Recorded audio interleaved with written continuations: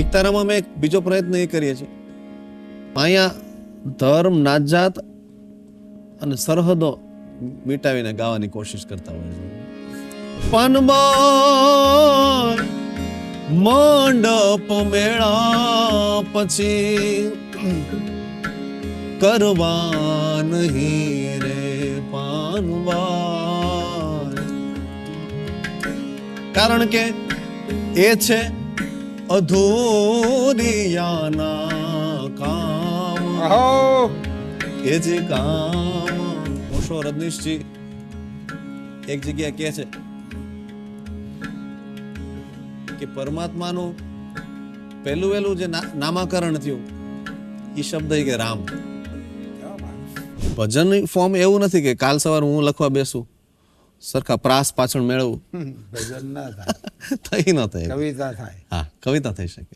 અભ્યાસ જાગ્યા પછી ભમવું નહીં રે પાનબાઈ, અને ના રહેવું વેદવાદીની સાથ.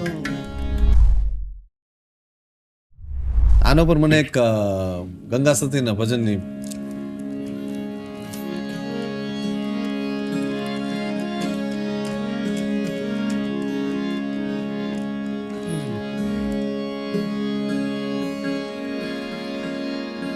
शब्द आर है शब्द पार है, शब्द की सब ढग ढेरिया, जय हो. पर सच्चा शब्द जो बतलावे वो सतगुरु हमेरिया. एक शब्द दो कान, एक नजर दो आंख, वैसे गुरु गोविंद दोनों एक है.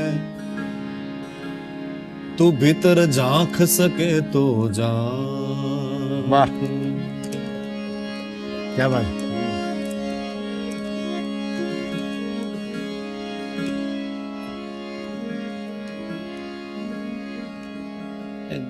બુલ્લે શાહ કરીને એક થઈ ગયા, એ કહે છે કે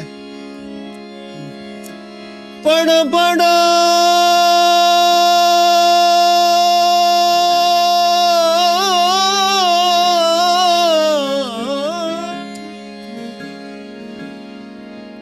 એકતારામાં અમે એક બીજો પ્રયત્ન એ કરીએ છીએ કે ગુજરાતી સંત સાહિત્યની સાથે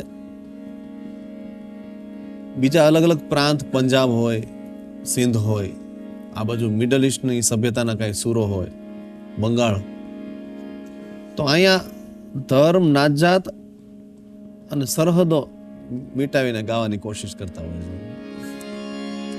પડ પડ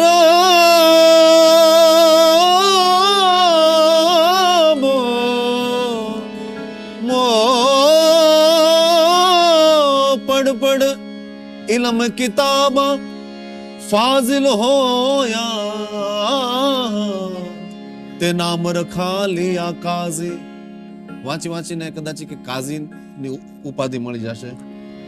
હથ વિચ તલવાર ફડકે, તલવાર ચલાવતા આવડી જશે તો કદાચ નામ મળી જશે. તે નામ રખા લિયા ગાઝી, मके मदीना घुमाया, ते नाम रखा लिया हाजी. क्या बात है.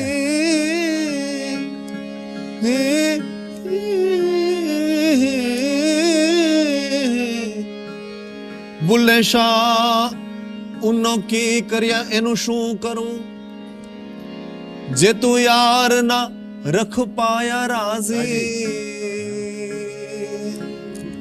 वाह. काजी गाजी हाजी લઈ ગયા ઠેઠ રાજી. क्या बात. यार क्या बात. यार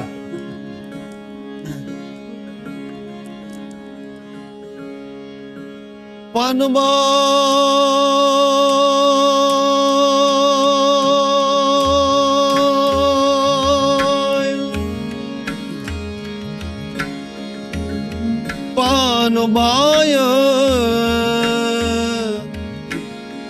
રે રે રે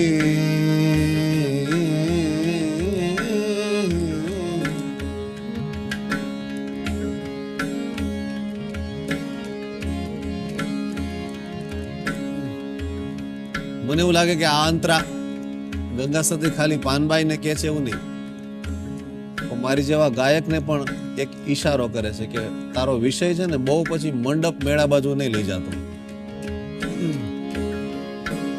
પાનબાઈ મંડપ મેળા પછી કરવા નહીં રે પાનબાઈ, કારણ કે એ છે અધૂરિયાના કામ, એ જે કામ ગંગા સતી એમ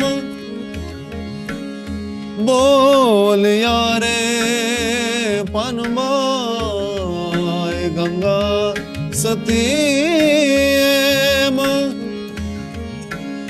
બોલ્યા રે પાનબાઈ,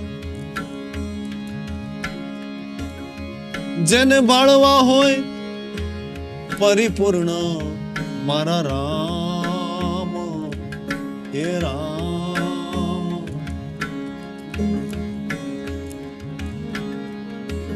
રામ રામ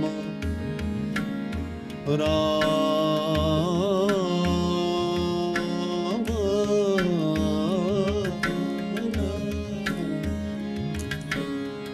રામ રામ રામ.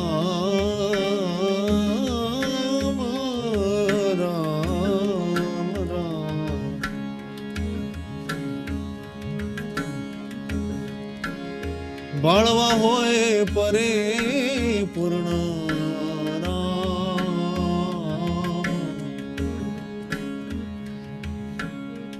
ઓશો રજનીશજી એક જગ્યા કહે છે કે પરમાત્માનું પહેલું વહેલું જે નામાકરણ થયું એ શબ્દ કે રામ. રામ રામ એટલે ઘણી વાર ભજન ગાતા ગાતા અમથી આ શબ્દને એને મમણાવવાની મજા આવે. રામ રામ રામ રામ રામ. શું કે છે ગંગા સત? અભ્યાસ જાગ્યા પછી ભમવું નહીં રે પાનબાઈ,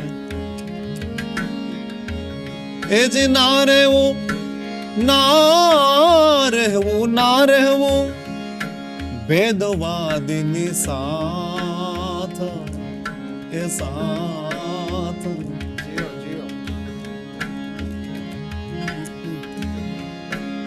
અભ્યાસ જાગ્યા પછી ભમવું નહીં રે પાનબાઈ, અને ના રહેવું ભેદવાદીની સાથ.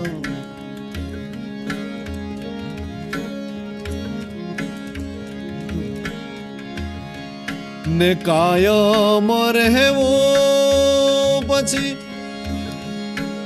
એકાંત મારે પાનબાઈ, કાયમ રહેવું એકાંત મારે પાનબાઈ, અને માથે સતગુરુજીનો હાથ, હાથ. અભ્યાસ જાગ્યા પછી બમૂલ હીરે પાનબાઈ અને ના રેવું ભેદવાદીની સાથ એ જ ના રેવું ભેદવાદીની સાથ ના રહેવું ભેદવાદીની સાથ.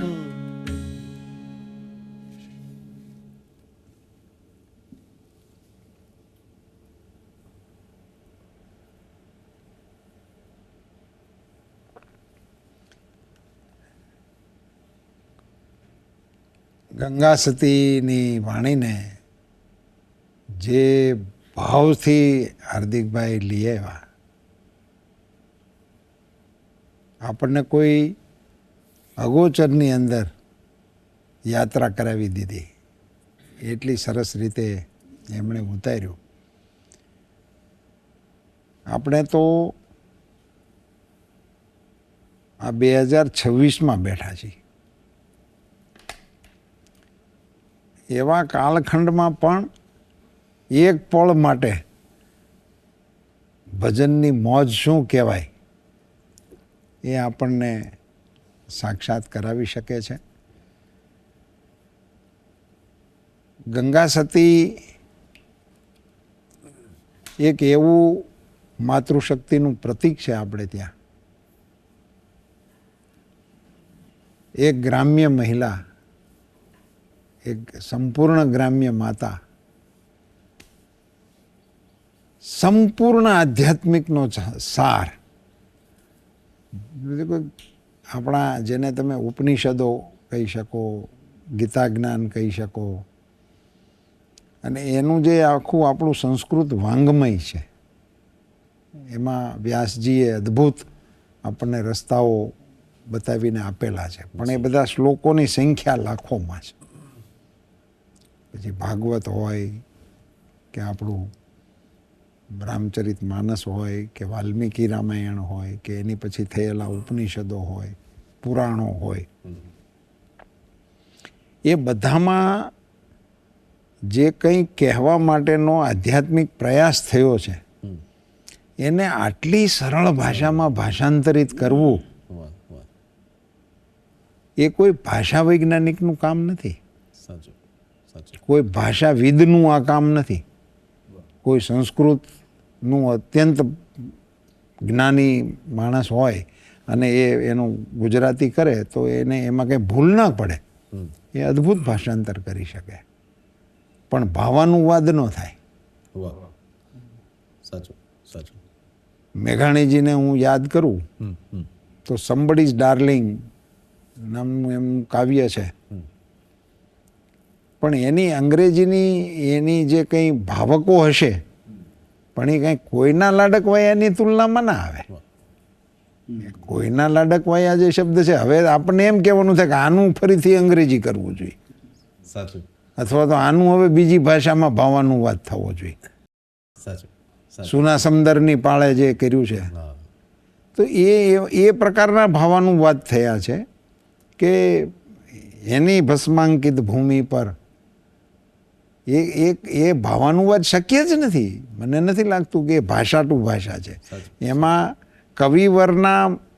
કવિવર એની ચેતના સાથે જોડાઈ ગયા હોય અને એમાંથી પછી આ ગુજરાતી. એમ ગંગા સતીએ આપણને આ અધ્યાત્મ માર્ગના એટલા રહસ્યો અને કેટલી સટીક ભાષામાં, કંઈ આમ ખરેખર કંઈ વિચારવાની કે એવી પણ એમાં તો ગુંજાઈશ નથી કે અભ્યાસ જાગ્યા પછી શાંતિ જાળવો, બીજું કાંઈ કરવાનું નથી. એમ આમ કશું એમ પછી એણે એવું કાંઈ નથી કીધું કે ભાઈ તમારે અમુક પ્રકારના તિલક કરવાના, અમુક પ્રકારે આસન કરવાના, અમુક પ્રકારે આમ કરવું ને એવું કીધું નથી. હમઢિયાળા આવવું દર હાથમે ને એવું નથી કીધું.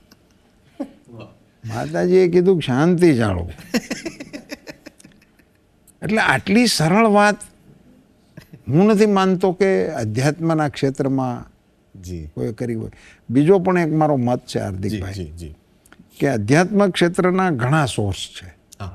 કારણ કે અસંખ્ય ગુરુઓએ એને ખેડ્યા છે જી જી જી અને અદ્ભુત રસ્તાઓ અને એને અનેક અનુભવો આ દુનિયાને કરાવ્યા છે. એવું નથી કે આ કોઈ ખાનગીમાં કોઈ કરીને વીએ ગયા, એવું કંઈ નહીં. ચોક ઉપર બધાએ આ પરચા 4 રસ્તા ઉપર આપ્યા છે, જી એટલે એની કોઈ કામી નથી. પણ એ બધામાં ભજનના માર્ગે જેમણે કર્યું છે હા એમાં એક વાત આપના ધ્યાનમાં આવે ને આપના માધ્યમથી સૌના ધ્યાનમાં આવે જી જી કે ભજનના માધ્યમથી જેમણે કીધું ને એણે ખુદના અનુભવો લખ્યા છે. વાવ એ કોકનું નથી, વાવ એ ઉછીનું નથી, હા સમજાવેલું નથી. સાચું પોતાને જે અનુભૂતિ થઈ છે, સ્વયંની અનુભૂતિ, વાહ વાહ એ આધાર સાથે એણે લોકોની વચ્ચે મૂકી છે. એટલે તમે જે ઓશોને ટાંક્યા હતા ને, એમ ઓશોને મેં આમાં એક વખત સાંભળ્યા હતા. એણે આ વિષયનું કીધું હતું. ભગવાન બુદ્ધને જ્યારે જ્ઞાન થયું તો પછી મૌન થઈ ગયા હતા. પછી એને કોઈને કંઈ કહેવાની જેવું એને કંઈ પછી લાગતું જ નહોતું. અને એને ખબર જ હતી કે આને ગમે એટલું કહો તો કંઈ લાગવાનું નથી. આપણો દેશી દોહો છે ને, કાંકરા પલાળીને ધાબળે બાંધો, હવારે કોરા ને કોરા, હસે ને હિંસોરા કરે, આવીને બેસે ઓરા, પણ કાંકરા પલાળીને ધાબળે બાંધો, હવારે કોરા ને કોરા. એની એને અનુભૂતિ હતી. તેમ છતાં પણ એ કોઈ કયા વિનાના ન રહી શક્યા. કારણ કે એને અંદરથી જ એટલી બધી પેલી થતી હતી. મને થતું હતું, મને આ ખ્યાલ છે ને હું આ સામે ગમે તેવું પાત્ર હોય એમ, સાચું, તો પણ એને કહેતા હતા. અપમાન થાય તોય કહેતા હતા. જી એટલા માટે અત્યંત કરુણા જી ની પરમ અવસ્થામાં આ બધા લોકો બોલ્યા છે. તો એ ભજનના પ્રવાહને આપણે નવી પેઢી સુધી એ વારસાના આ સીધી લીટીના વારસદારો છે એવું મિનિમમ એને આપણે સમજાવી શકીએ કે આ તમારો વારસો છે. સાચું, આ ઇન્ફ્રાસ્ટ્રક્ચર છે એ તમારો વારસો નથી. જી જી કે ભાઈ અત્યારે વર્તમાન આપણે રેલગાડીવાળા હતા, આપણે તો ઓલી મોઢિયાવાળી બસવાળા હતા, જેને ચાલુ કરવા પહેલાં હેન્ડલ મારતા બહારથી. અમે એ લીટીના હતા ને લોકો. હવે અત્યારે વોલ્વો છે, તો એ વારસો એક અલગ વિષય છે. પણ આ વારસો છે એ અણમોલો વારસો છે આપણો. ને એના આ બધા સીધી લીટીના વારસદારો છે એવું એને અનુભૂતિ થાય. એને શું છે કે અમે કહીશું ને ધોળા છાપરાવાળા તો એને ઓછું ગમે, પણ તમારી હેડીના લોકો કહે તો એને ખૂબ ગમે. એને એમ થાય કે આ આપણા માયલો જણ છે, એને પોતિકાપણું લાગે છે. તો એને તમે ભાવ સારી રીતે રજૂ કરો છો અને તમને માતાજીએ કૃપા કરી છે કે તમે એને અદ્ભુત રીતે લાવી શકો છો. એને લાવવા માટેનો સઘન પ્રયાસ કરો. અને આપ આ વિષય ઉપર હજી કંઈક તમારે કંઈ કહેવું હોય. અને આપણે જે વાત કરી ને કે અર્થની વાત કરી, જે હો ભાવાનુવાદની વાત છે, તો મારા ગુરુજી એક સરસ વાત કરતા કે કોઈ પણ શબ્દના 4 અર્થ છે. એક તો એનો શબ્દાર્થ જે આપણને અત્યારે ગૂગલ ટ્રાન્સલેશનમાં મળી જાય. બીજું ભાવાર્થ જે રવિન્દ્રનાથ ટાગોરજીની કવિતાનો ગુજરાતીમાં થયું, હા એમાં શું ભાવ હતો વાત. ત્રીજું એમણે કીધું કે હવે આપણી ક્ષમતા એ કે આ અહીંયા સુધીની છે, પણ જે ગંગા સતી જેવા લોકો છે ત્યાં પછી ત્રીજો અર્થ ગુઢાર્થી કે આવે છે. વાહ, કે એમાં એ ગુઢાર્થ છુપાયેલો છે. એમાં છેલ્લે સુધીની કદાચ વાત મૂકી દીધી, પણ છેલ્લે સુધીની વાત મૂકી દીધી, પણ સામેવાળો જે પ્રેક્ટિશનર છે, સાધક છે, એ તો હજી અધવચ્ચે રસ્તામાં છે. તો એના માટે ચોથો ઓશોએ શબ્દ વાપર્યો કે લક્ષ્યાર્થ, કે તમે અત્યારે જ્યાં ઊભા છો ત્યાં તમને તમારા લક્ષ્ય પ્રમાણે થશે. હા, લક્ષાર્થ. લક્ષ્યાર્થ. તો મને એવું લાગે છે કે આ વાણી છે એમાંથી બધાય પોતપોતાની રીતના લક્ષ્યાર્થ ગોતવા માટેનું આ એક પ્રયોજન આપણે જેમ કીધું કે જે ઘણા બધા શ્લોકમાં હતું એને 16 લીટીમાં લાવી દીધું. એ જ કલા છે એમ. કલા એટલે જે ઘણું બધું હતું એમાંથી થોડુંક કહીને ઓલું ફિલ્મમાં નો એક અમુક સીનમાં ક્યાંય બોલવાની જરૂર ન પડે પણ એ ખાલી એ બતાવી દીધી વાત એમ. અને હા, તો એ ઈશારો એ ગંગા સતીની એ કલાથી એને એ મૂક્યો હોય એવું લાગે. બીજું મને એક વાત યાદ આવી કે ભજન ફોર્મ એવું નથી કે કાલ સવારે હું લખવા બેસું સરખા પ્રાસ પાછળ મેળવું ભજન ના થાય, થઈ ન થાય, કવિતા થાય. હા કવિતા થઈ શકે. તો બ્રહ્મવેદાંતજી એક સરસ વાત કરી કે અનુભવમાંથી નીકળેલી વાણી છે અને અનુભવ વગરની છે એને માપી કેમ શકાય? તો કે જેને અનુભવમાંથી વાણી નીકળે છે ને એ રૂપક સારામાં સારા આપી શકશે. એને એ વાત સમજાવવા માટે એની પાસે એપ્રોપ્રિએટ રૂપક છે. હવે આમાં તમે જુઓ કે વીજળીના ચમકારે મોતીડા પરોવો રૂપક, બીબે પાડી દો બીજી ભાત રૂપક. બહુ સરસ. કેટલા બધા અલગ અલગ આમ એક રીતના આમ ક્યારેક હું તો એમ કહું કે આપણે અર્થમાં જો ઘડીક ઓલા રૂપકને વાગો એને રમીએ ને એની સાથે તોય મજા આવે એવું છે. એટલે આ એક ભારતનું હું પોએટ્રીનું ફોર્મ નહીં કહું કારણ કે એ મને થોડુંક કવિતા સાથે જોડાઈ જાય. હા હા, નીચું જ લાગે.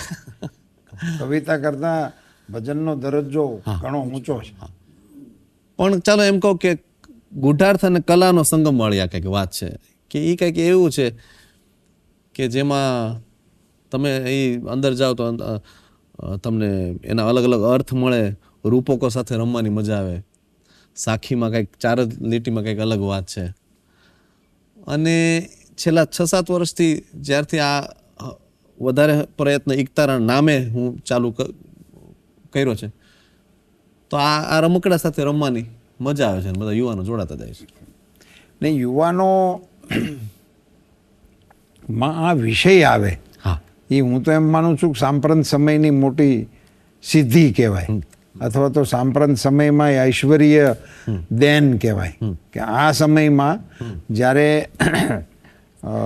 એક તરફથી આ પેલા ઘોંઘાટિયા સંગીતનો જમાનો છે, જી જી, ડીજેનો, જી જી, જેમાં અવાજ જ નકરો આવે છે જી, અને લોકો કશું પણ સમજ્યા વિનાના હલ્યા રાખે છે. જી એ એક આખો એક પ્રભાવ એનો છે આપણી ઉપર. જી, એવા સમયે શાંત ચિત્તે અને નિર્મળ રીતે કોઈ અવાજને સાંભળવા માટે બેસે જી, કે સાંભળે તો એને હું એમ માનું છું કે બહુ મોટી ઘટના કહેવાય. અને એ દિશા તરફ યુવાનોને વાળવાનો જે આપણો પ્રયાસ છે એ સ્તુત્ય પ્રયાસ છે.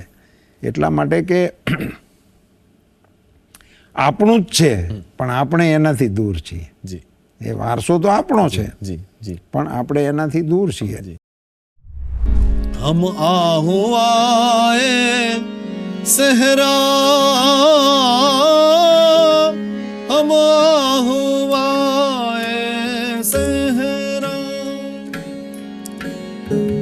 સર ખુદ નિહાદા પર કાફ. મારી અંદરના બધા જ હરણ સર ઝુકાવીને ઊભા છે અને ગુરુને કહે છે કે તું ક્યારે આવે. અને આ બધા અહંકાર રૂપી જે મારા સર છે એ બધા એક એક કરીને કલામ કરે છે. એ નિબાણ રે વાગ્યા રે હશે ઈ જાન. આહા, ક્યા બાત હે. એવા કોઈ રે મિલા દો हमको जोगिना जोगिना जोगिना रे. જય હો, જય હો.